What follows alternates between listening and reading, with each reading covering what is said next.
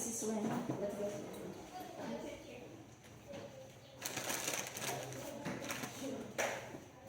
Sama na.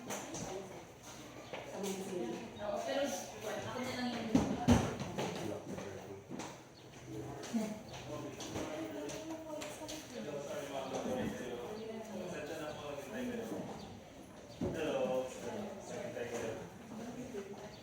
Hello, good morning po. Si Ate Ryan. Ako na tayo bakit David.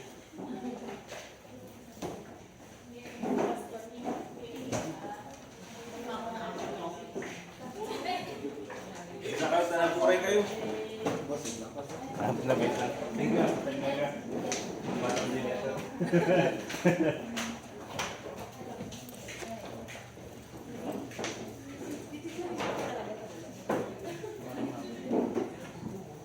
Oh, yung magpapa-ID dito ah.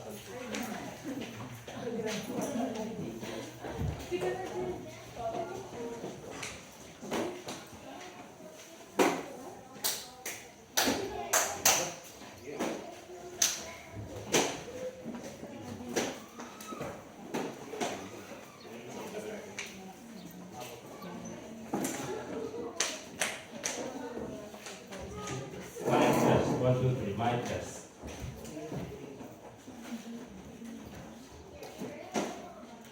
Sensya na-late kami kasi in-arrange ko pa yung ang tawag doon. Yung mga gift para sa mga mothers.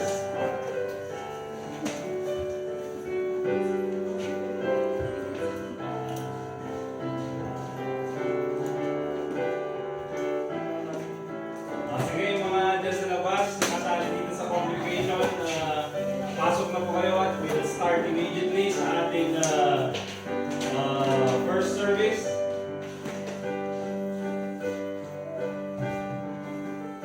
Okay. So okay na po lahat. Let's all stand up please. And we'll start by way of prayer. At pagkatapos po niyan, we'll ask Brother RJ to lead us in congregational singing. Manalangin po tayo. Dear God, Heavenly Father, once again, nagpapasalamat po kami sa oras na binigay niyo sa amin.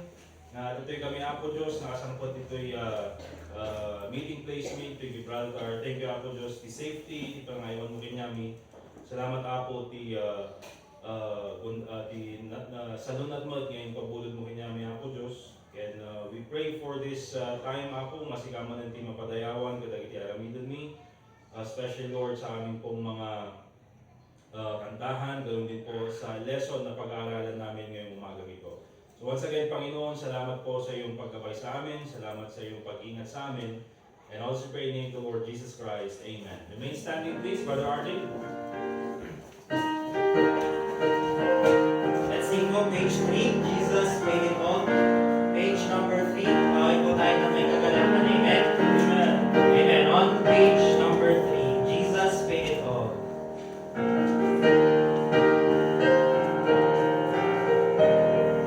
On the first verse, all together now. I hear the Savior say, thy strength indeed is small. Child of weakness, watch and pray. Find in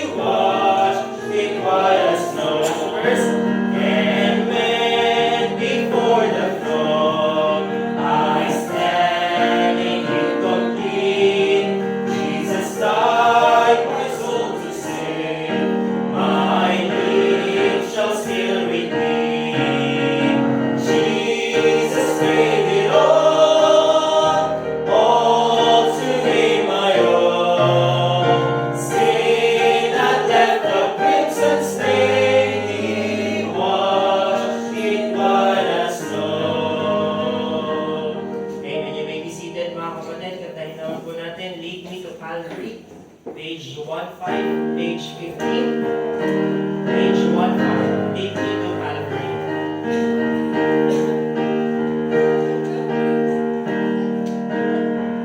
On the first verse, all together now. King of my life, I crown thee now, thine shall the glory be. Lest I forget thy foreground brow, lead me to Calvary. Lest I forget Gethsemane, lest I forget thine agony, lest I forget thy love for me, lead me to Calvary. Show me the tomb where thou wast laid, tenderly born and bled. Angels in robes of blood arrayed, guarded because thou slept. Lest I forget Gethsemane, lest I forget thine agony, lest I forget thy love for me, lead me to Calvary. Let me like Mary through the gloom, come with a gift to thee. Show to me now thy empty tomb, lead me to Calvary. Lest I forget Gethsemane, lest I forget thine agony, lest I forget thy love for me, lead me to Calvary. May I be willing, Lord, to bear daily my cross for thee, even thy cup of grief to share, thou hast borne all for me. Lest I forget Gethsemane, lest I forget thine agony, lest I forget thy love for me, lead me to Calvary.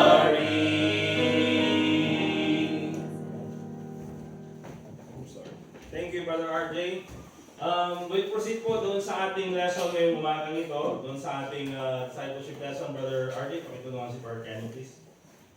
Guys, so meron tayong mga handouts para mas madali nating masundan yung lesson.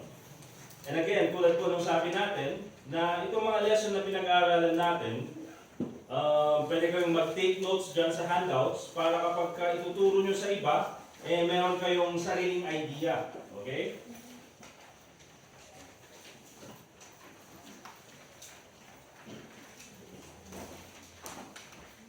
Okay, so dito tayo sa Discipleship Lesson 9, Dealing with Sin. Okay? Dealing with sin. So tapos na tayo doon sa fellowship with other Christians. Dito naman tayo sa dealing with sin. Probably pag-aaralan natin ito ng 2 Sundays. Okay? So yung keyword po ng ating lesson is the word overcome. Doon sa ating first page.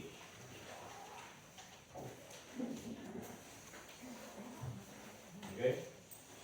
And the question is, how do I overcome sin in my life? Because remember mga kapatid, this is our greatest challenge bilang mga mananampalataya. That habang nabubuhay tayo, yes, we have trusted the Lord Jesus Christ as our Savior. Alam natin na sa langit tayo pupunta pag darating yung oras na kukunin ng Panginoon yung buhay na pinahiram sa atin. Pero habang nabubuhay tayo mga kapatid, nandyan pa rin yung temptation, nandyan pa rin yung lust, nandyan pa rin yung minsan nakakagawa pa rin ng kasalanan. Okay? Hindi po tayo mga kapatid naniniwala na tayo bilang mga mananampalataya, once you are saved, mawawala na lahat ng maling asal or even yung mga maling gawain natin. Okay? Bakit mga kapatid? Because we are still living in the flesh. Okay? So remember mga kapatid, even though ganyan po yung ating situation, but remember this, ang Panginoon po, God has equipped you with the tools to overcome sin. Okay? Hindi naman niya tayo pinabayaan na, okay, so that's your situation, you are a sinner going to, or you are a sinner saved by grace, at ikaw ay pupunta na sa langit. However, hindi kita matutulungan. Hindi po ganun ang ginawa ng Panginoon. He has given us the tools na pwede natin gamitin so that we can overcome sin. Sabi nga dyan sa 1 Corinthians chapter 10 verse 13. 1 Corinthians chapter 10 verse 13. Ang sabi ng Bible, there hath no temptation taken you but such as is common to man. Ano ibig sabihin niyan? Lahat po mga kapatid ng tao ay dumaraan sa tukso. We go through temptation. Okay? So lahat po is common sa atin. However, ang sabi ng Bible, but God is faithful, who will not suffer you to be tempted above that ye are able. Hindi papayagan ng Panginoon na yung temptation that He will allow in your life ay hindi mo kayang i-overcome. Okay? And so ang sabi ng Bible, but will with the temptation also make a way to escape that ye may be able to bear it. No? God will allow temptation to come sa buhay natin, but at the same time, bibigyan din tayo ng Panginoon ng paraan. Make a way to escape it. Yun yung sabi ng Bible na pwede natin, or to bear it, na pwede nating i-overcome yung kasalanan na yan. Alright? So, understanding the nature of sin. So, para mas maintindihan natin, ano ba talaga ang kasalanan here in the Scriptures? Let's go to Proverbs chapter 21 verse 4.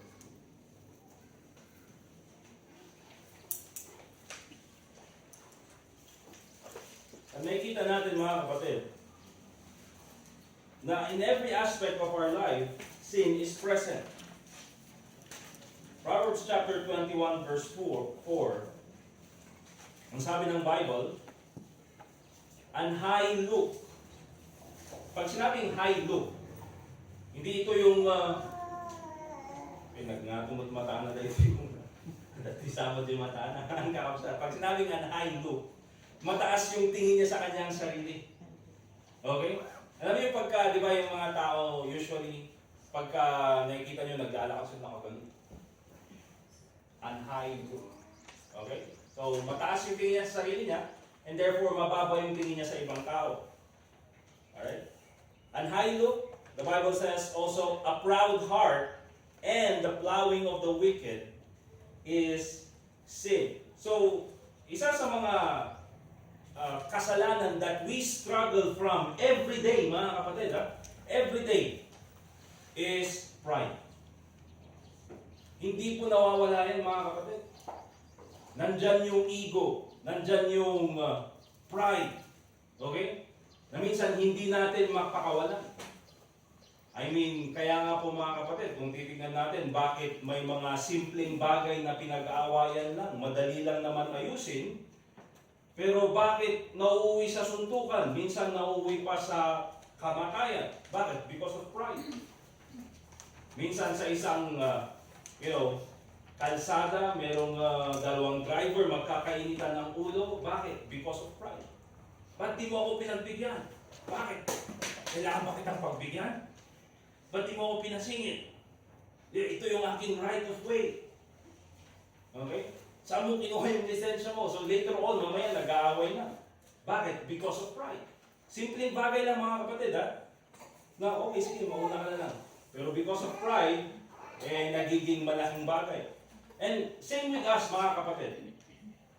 Oftentimes, even sa church, nandyan yung pride na minsan, we don't even want to serve. Bakit? Because of pride. Okay? So, yan po mga kapatid, this is always present sa puso ng bawat mananampalataya. Again, sabi ng Bible, a proud heart. Minsan kasi mga kapatid, yung pride talaga, alam niyo, meron yung mga taong, kunyari, ka-humble. Pero yung puso nila punong-puno ng pride. Remember mga kapatid, pride is found in the heart. Okay? Katulad nga nung sabi ni Ezekiel about kay Lucifer, for iniquity was found in thee. At nasaan yung pride ni Lucifer? The Bible says, for thou hast said in thine heart, I will rise above the highest. So doon sa puso mga kapatid ni Satan nagsimula yung pride. Okay? So this is something that we have to deal with. But remember, we can overcome pride. Amen? Pwede po natin i-overcome yan. And later on, titignan po natin. James chapter 4 verse 17.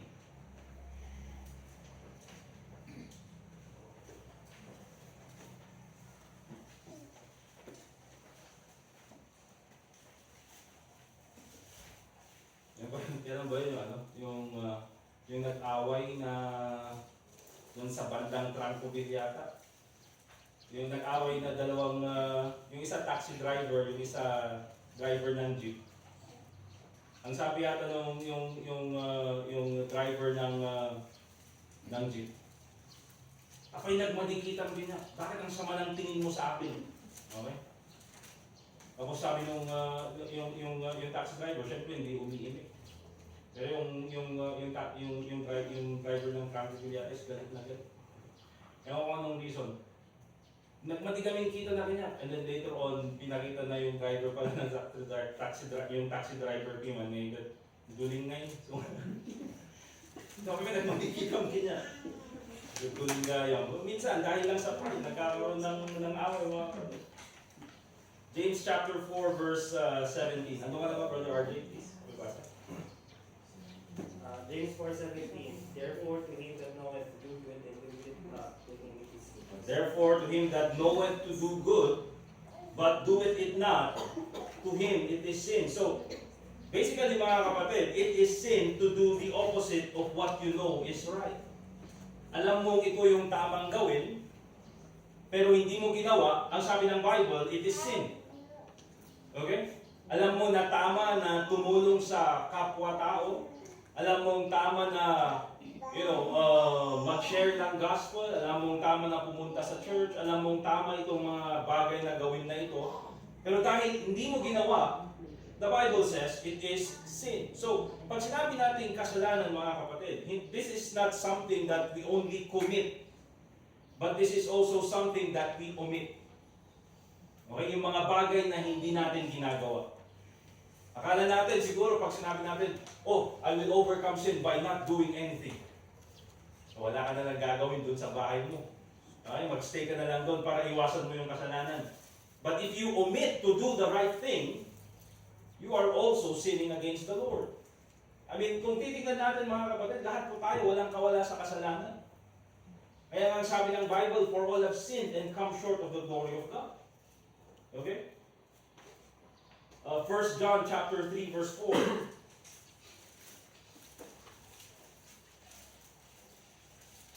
1 John chapter 3 and in verse 4.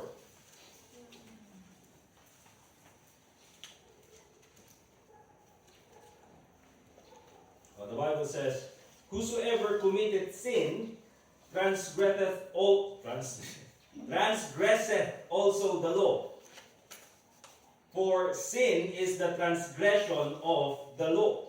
Okay, pag sinabi natin transgression, ito yung ibig sabihin going, para mas maintindihan natin, pag sinabi natin transgress, ang pinakamalapit na word sa panahon natin is yung salitang trespass.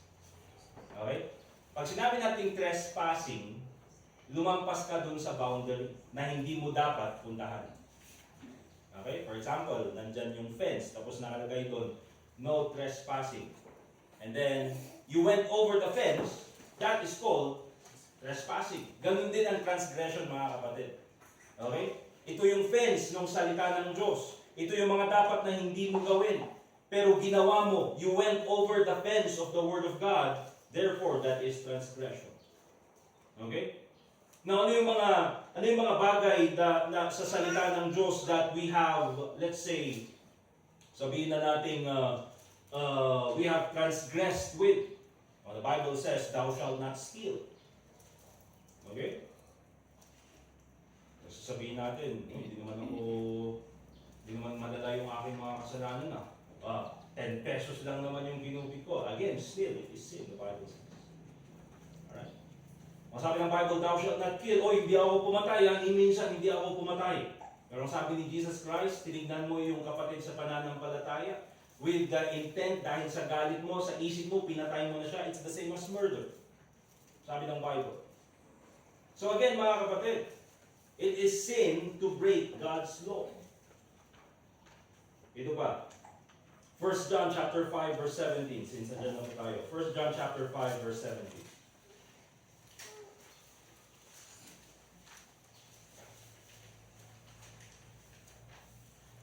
Sabi ng Bible, all unrighteousness is sin, and there is a sin not unto death. Okay? All unrighteousness is sin. Lahat ng mga hindi katuwiran, unrighteousness, kasamaan, ang sabi ng Bible ay kasalanan. Kasi mga kapatid, kaya nga po dyan pumapasok, even the things that we watch, na hindi kaaya-aya sa harapan ng Panginoon, kapag pinanood po natin yung mga bagay na yan, the Bible says it is sin. Bakit? It's unrighteousness. Okay? Mga songs na pinapakinggan natin na hindi kaaya-aya sa Panginoon, and yet, pinapakinggan pa rin natin, then it is still sin. Okay? So kung titignan natin mga kapatid, all these things na nakita natin, as much as we try to avoid sin, nakakagawa pa rin tayo ng kasalanan.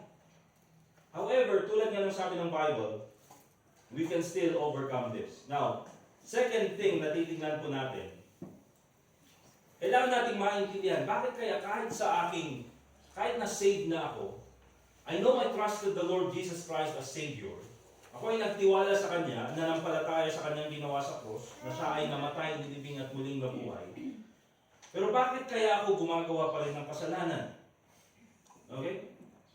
You see mga kapatid, oftentimes ito yung, let's say, false expectation na ipinipreach ng ibang mananampalataya sa mga unbelievers. Okay? Anong sasabihin nila? Kung gusto mong mabago ang buhay mo, manampalataya ka kay Kristo bilang tagapagligtas. Well, remember this mga kapatid. Yes, it's true that ang buhay mo ay mababago kapag ikaw ay nagtiwala kay Kristo. Bakit? Because you will be saved. Instead of going to hell, ikaw na ay pupunta ng langit. That is because of the Lord Jesus Christ. But we have to be careful mga kapatid. Sa sinasabi natin ito, that's why kapag tayo nag-share ng gospel, we always emphasize na kapag ikaw ay nagtiwala kay Kristo, ang iyong kaluluwa, ikaw ay maliligtas. Okay? Because oftentimes, meron yung mga tao na because of false expectation, they will try to attend church 2, 3, 4 times. Okay? And then sasabihin nila, parang wala nang nagbago sa buhay ko. Okay? Bakit? Kasi yun yung palaging sinasabi sa kanila. And therefore, nagkakaroon sila ng false expectation. Remember mga kapatid, in many occasions, it takes time for a person to have a changed life. Okay? Kailangan nandyan talaga yung, pagbabasa ng salita ng Diyos, nandyan yung pangangaral ng salita ng Diyos, kaya nga po nandyan yung discipleship process. Okay? So, letter A na titignan po natin, bakit kaya tayo, kahit na ligtas tayo, there is still sin sa buhay natin. Letter A, you sin because you still have a sinful nature. Nung ikaw ay naligtas, when you trusted the Lord Jesus Christ as your Savior, the Lord Jesus Christ saved your soul. Amen? Ililigtas na ang inyong kaluluwa, and then pag ikaw ay namatay, sa langit ka pupunta. Pero hindi pa niya iniligtas ang iyong katawan. Remember that? Ang katawan po natin mga kapatid, it will be redeemed in the day of the rapture. Okay? Kaya nga po kapag in the day of the rapture, yung ating katawan ay babaguhin ng Panginoon. So, Colossians chapter 3 verse 9. Colossians chapter 3 verse 9 hanggang verse 11.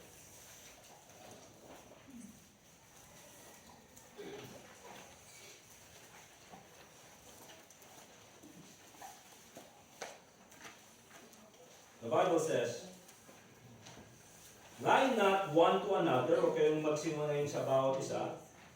Again, mga kapatid, itong sinasabi ni Paul ay patungkol sa church.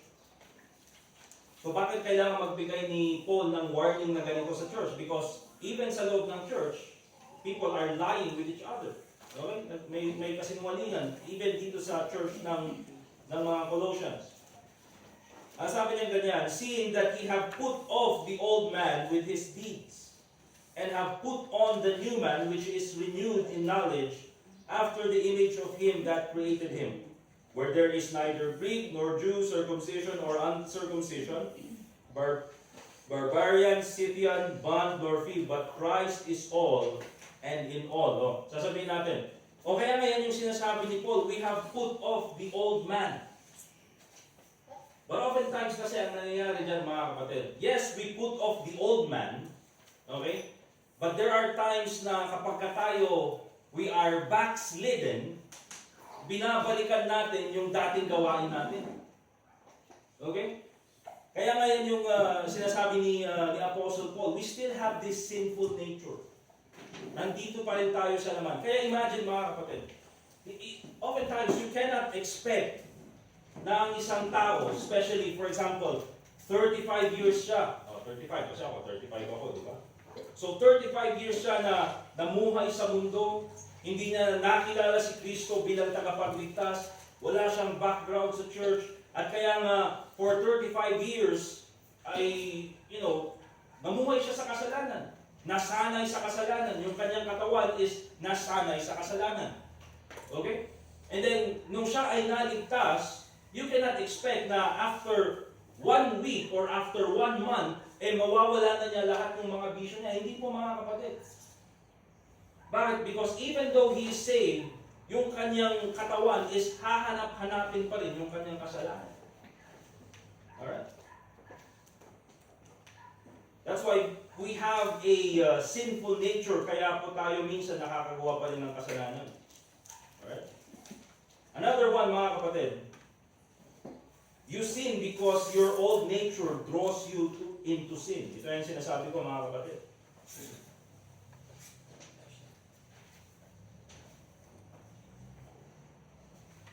James chapter 1, verse 13.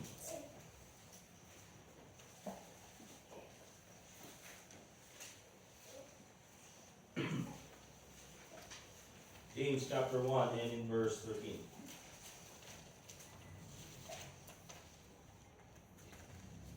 Ang sabi ng Bible, let no man say when he is tempted, I am tempted of God. For God cannot be tempted with evil, neither tempteth he any man. Verse 14, but every man is tempted when he is drawn away of his own lust and enticed. Then when lust hath conceived, it bringeth forth sin. And sin, when it is finished, bringeth forth death. Ngayon po yung verse 14, but every man is tempted when he is drawn away of his own lust and enticed. Remember this, mga kapatid, that tayo bilang mananampalataya, we have yung new nature, yun yung nature ng ating Panginoong Jesucristo. And then we also have the old nature, yung sinful nature. So, ang magwawagi po dyan sa battle na yan, di ba, sa puso natin, nandyan yung sinful nature and then nandyan yung new nature. Yung new nature natin, anong sasabihin niya? Yan yung kinakausap ng Holy Spirit. Anong sasabihin niya? Oh, kailangan mong pumunta ng church. You have to read the Bible. Kailangan mong mag-pray. Kailangan mong gumawa ng mabuti. Yun yung gustong gawin ng new nature, yung new man. Okay? Pero yung old nature, anong sasabihin niya? Oh, hindi mo na kailangan gawin yung mga bagay na yan. Okay? Balik ka na lang sa dati. Gawin mo na, ito na lang ang gawin mo. Alright? So there's always clash doon sa ating puso't isipan kung ano ba or sino ba ang susundin natin. Is it the flesh or is it the Holy Spirit? Okay? And you know what, mga kapatid? Ang magwawagi dyan sa battle na yan, dyan sa gera na yan sa ating puso't isipan, is kung sino yung pinapakain natin. Okay? Kung sino yung binibigyan natin ng lakas. If you come to church, if you read the Bible, if you pray, okay? kapag ginagawa mo yung kalooban ng Panginoon, mas malakas yung new man at hindi mo gagawin yung kalooban ng old nature. Okay? Pero pagka hindi mo sinusunod yung new man, and then you will neglect church, you will neglect Bible reading, you will neglect prayer, you will neglect sharing the gospel, yung mga bagay na yan, mas malapit ka sa kasalanan. Kaya nga remember mga kapatid, when we are backslidden sa puso natin, minsan, dyan tayo nahuhulog sa kasalanan. Alright? Bakit? Mas binibigyan natin ng lakas yung ating old nature. Okay? So remember mga kapatid, nandyan palagi yung clash sa ating puso't isipan. That's why it's very important na as much as we can, we have to give strength doon sa ating new nature. Letter C. We'll end po dito. You sin as a result of three major areas of temptation. Ito naman yung mga palaging inaatake ni Satanas. Kaya dito tayo nahuhulog sa kasalanan. You sin as a result of three major areas of temptation. Let's go to 1 John chapter 2 verse 16. 1 John chapter 2.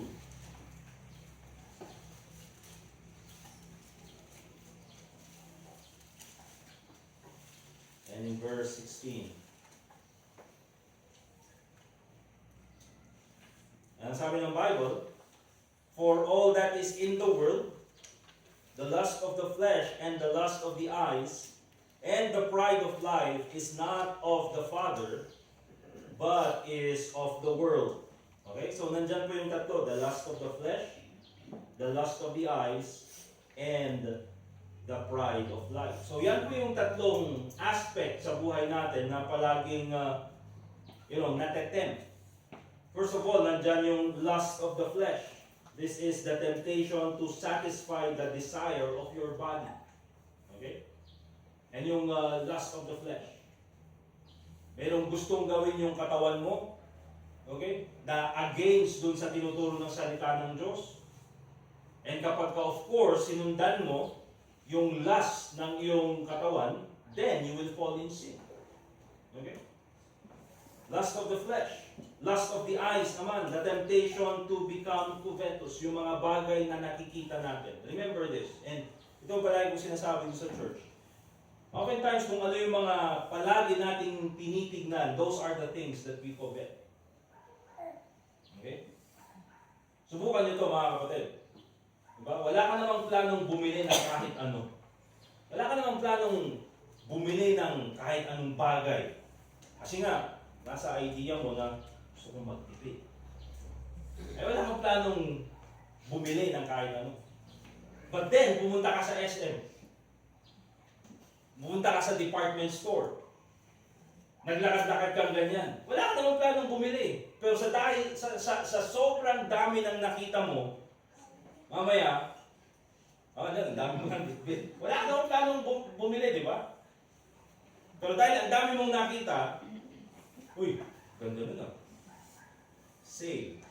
20% off. Sayang naman yung 20% off. Parang feeling mo tuloy kapag hindi ka bumili dun sa 20% off, feeling mo lugi ka eh. Di ba? And so, anong ginawa mo? Bumili ka tuloy. Mas matindi ngayon mga kapatid, wala kang planong bumili, wala kang planong gumastos, gusto mong magtipid, gusto mong mag-ipon, pero dahil may Shopee na doon sa iyong cellphone, sa iyong naging app na yung Shopee. Di ba? And so, kahit na wala kang plano bumili dahil kakaskuran mo, yung galing naman nito. Hindi mo naman kailangan eh. Hindi mo kailangan ng, for example, sabihin natin ng mga, kasi na-experience ko paggabi mga kapatid. Alam niyo yung lalagyan mo ng, basta ang ganda, ipipindot mo tapos gagawa siya ng coffee. Lalagyan mo lang ng hot water, para siyang French press. Hindi naman siya mga kapatid, hindi naman siya mahal. Okay? Pero parang ang ganda lang gamitin pag gusto mong magkape, di ba?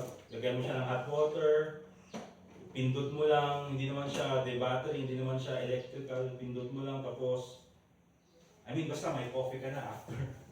Inisip ko, wow, ang ganda naman nito. Ang ganda. Siguro pag nag-study ako, tapos lagay ko lang dyan, tapos pindot ko, may kape na ako. Di ba? Pero inisip ko, kailangan ko ba talaga ito? Di ba?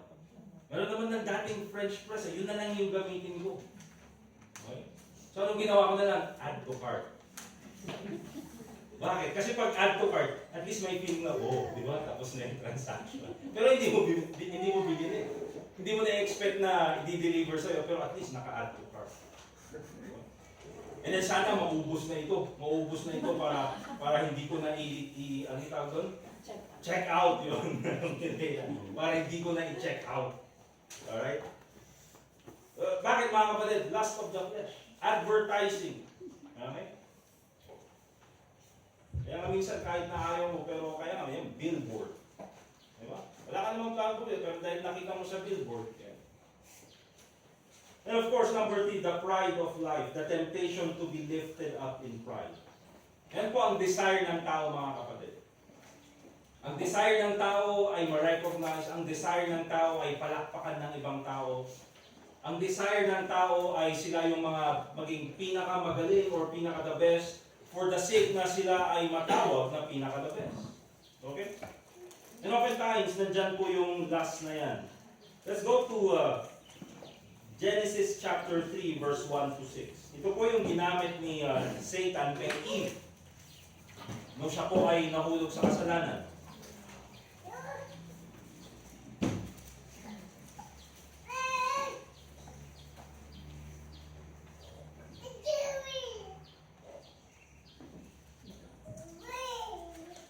Tingnan niyo po yung Genesis chapter 3 verse 6. So, pinakita ni Satan, ni Lucifer, yung tree of the knowledge of fruit of the tree of the knowledge of good and evil. Okay? Ang sabi ni Eve, hindi natin dapat kainin yan because pag kinain namin yan, sabi ng Panginoon, we shall surely die. Anong sabi ni Satanas? You shall not surely die. And in verse 6, ang sabi ng Bible, and when the woman saw, nakita niyo yun? Yung lust of the eyes. And when the woman saw that the tree was good for food. Okay? And yun yung lust of the flesh. And then the Bible says, and that it was pleasant to the eyes. Yun, the lust of the eyes. And a tree to be desired to make one wise. Gusto niyang maging superior. And yan yung lust of the flesh. And because of that, mga kapatid, nahulog itong si Eve. The Bible says, and did eat.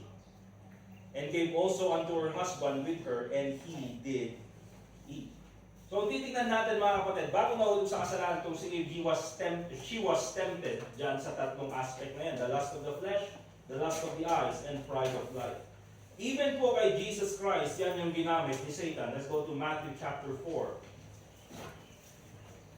Dito na tayo magtatapos. Matthew chapter 4. Alam ko sinabi ko yun kanina pero ito na. Matthew chapter 4.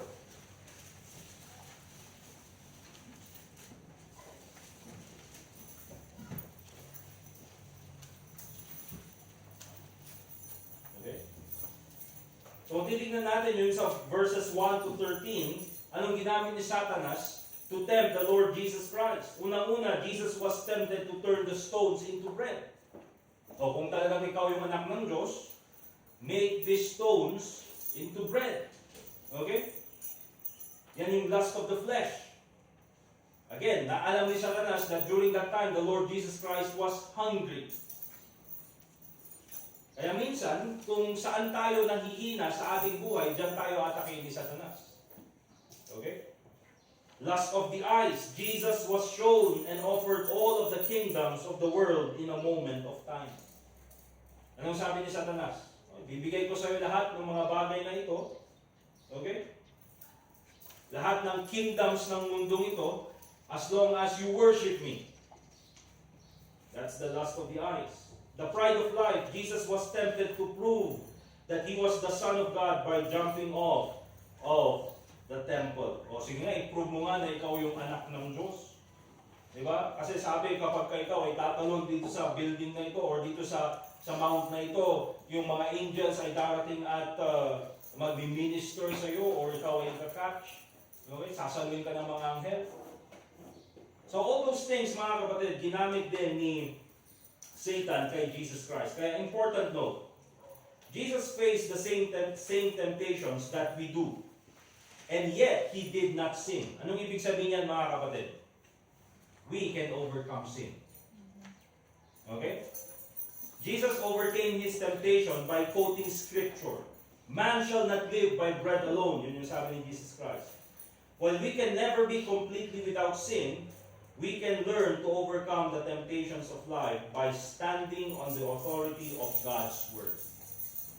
Kaya, one of the tools that God has given us para tayo ay ma-overcome natin ang sin, ang kasalanan, is first of all, the Bible.